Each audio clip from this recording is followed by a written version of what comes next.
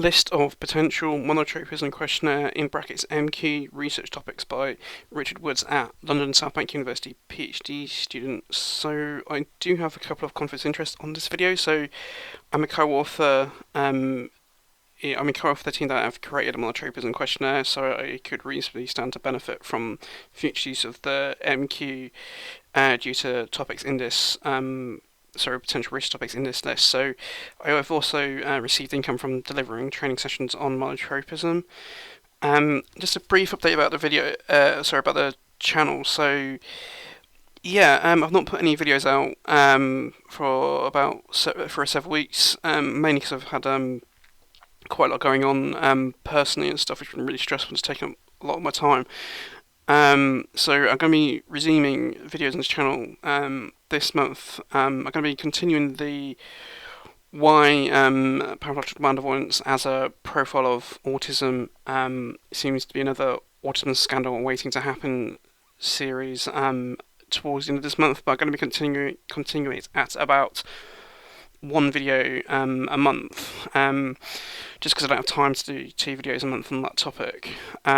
So yeah, that's about it really. So moving on.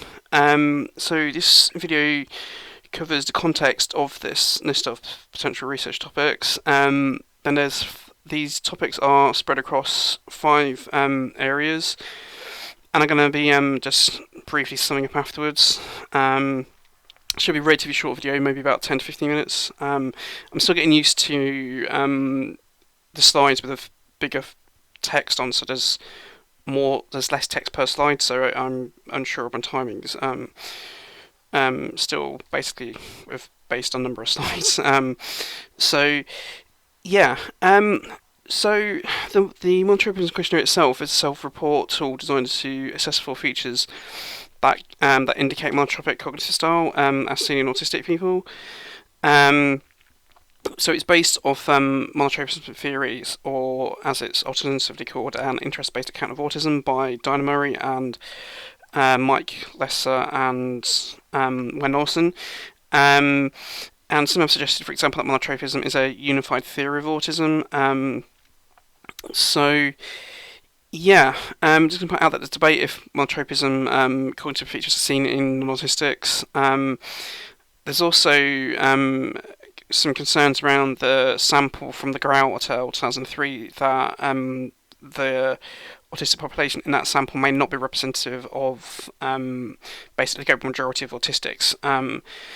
So yeah, it's also important to note that the list of candidate items on the paper was at least partly formed by my monotropism model to explain pathological demand avoidance in autistics.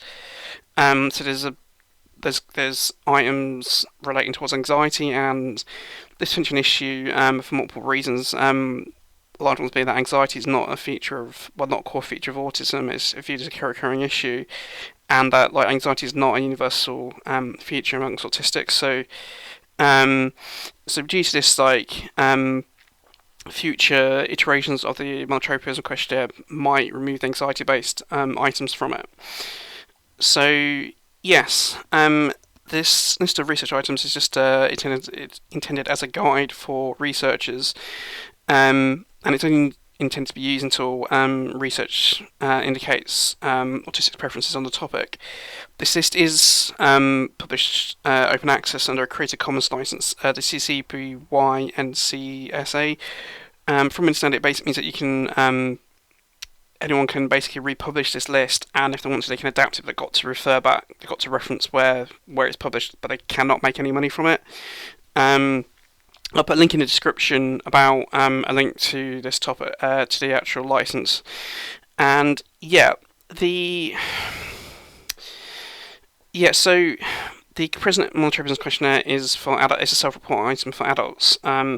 So in order to it will need to be converted into an observer-rated one for children and young persons, and so the reason for that is that this is intended for research for adult participants, not involving children. So, well, children and young persons anyway. So moving on. So moving on to the list of items now. So the first area is kind of relation towards other cognitive constructs. So we got aphantasia, autistic variable attention, or commonly called kind of HD, executive functioning, like flexibility in autism, concept of flow, so potentially using like the flow state scale 2 and dispositional flow scale 2. Again, hyperfocus on intelligence, such as like using the Raven's progressive matrices. So yeah. Oh, sorry, I should have deleted the aphantasia.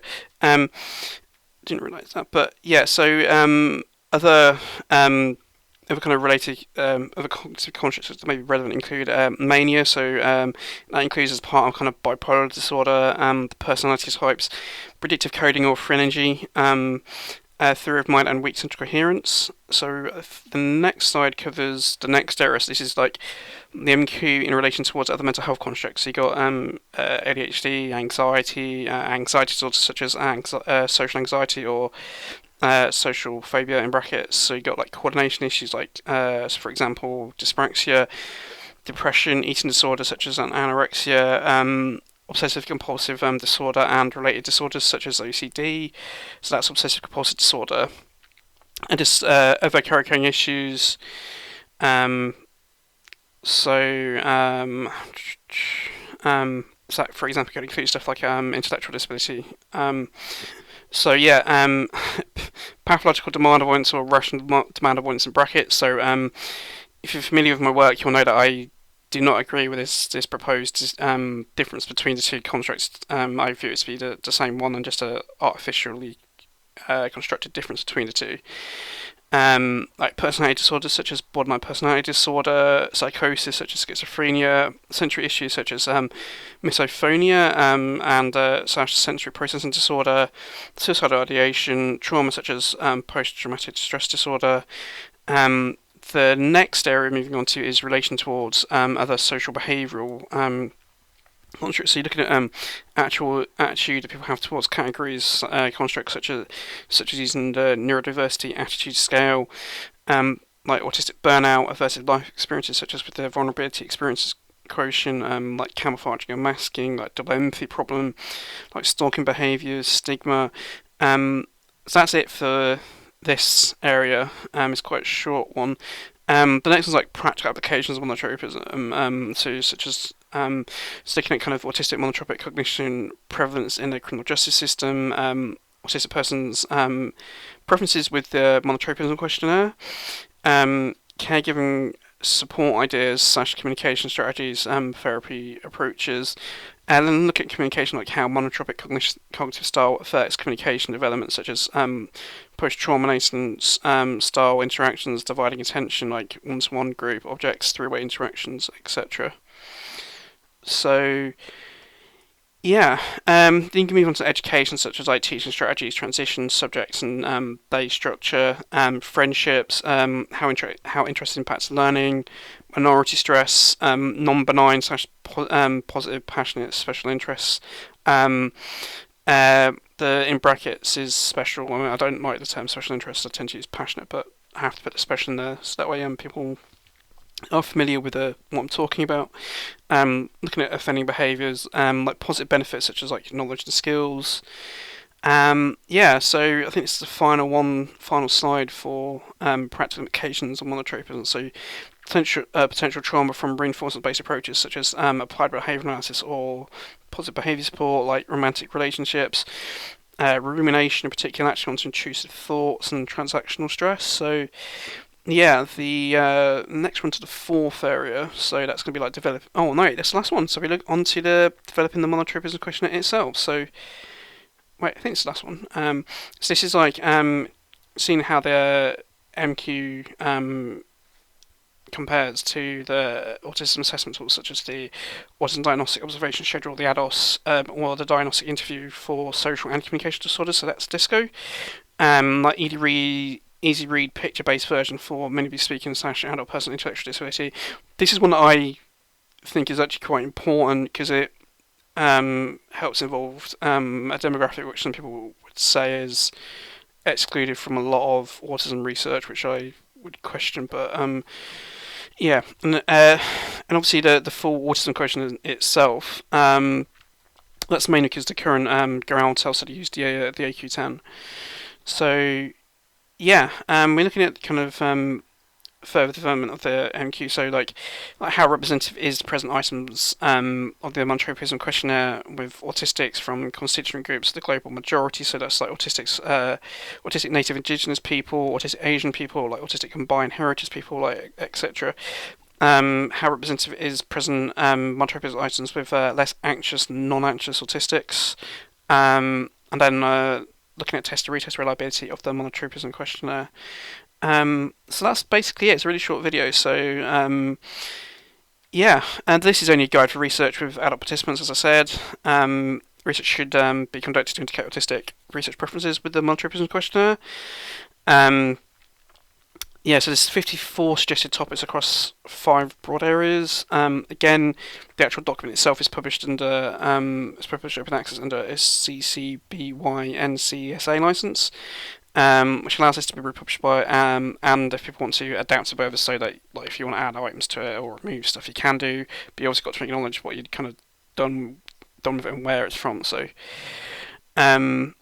Yeah, I had quite a lot of feedback on this because I did share it publicly and privately. This kind of list and over a couple of iterations, and the feedback's generally been positive. So I had feedback from like Hanna Bertilsdotter Rosqvist, Nick Chown, Helen Edgar, Fletcher-Watson, Panda Mery, Yasmeen Multani, Fergus Murray, Susy Ridout, and Kes Ward. I think that's everyone, and I apologise if I missed anyone off. So. Yeah, these are my contact details if you need to get hold of them. So that's richardwoodsautism@gmail.com. Like my Twitter handle is at richard_autism. My ResearchGate link, link to my YouTube channel, which you'll be watching the video on. There's going to be no questions. So recently I've been using a kind of greeting to kind of in the bottom of my emails and stuff as a way of kind of encouraging way which most people can kind of like benefit from or prosper. So yeah, it's may your stemming activities be many and your flow state is long, and it's just equivalent to kind of live long and prosper. And it was just something that I kind of came with and think about like what can I wish to kind of autistic people and their families like over Christmas that's kind of going to be meaningful to them, and like to have a positive Christmas, New Year and stuff. And that's what I came up with. So yeah. And there's just one reference slide, and this is the last slide of the video. So it just covers like so that is it. The next video should be up in 2-3 weeks' time, and it should be on continuing the why PDA profile of autism seems to be another autism scandal waiting to happen video series. So thank you, and I hope you have a good time.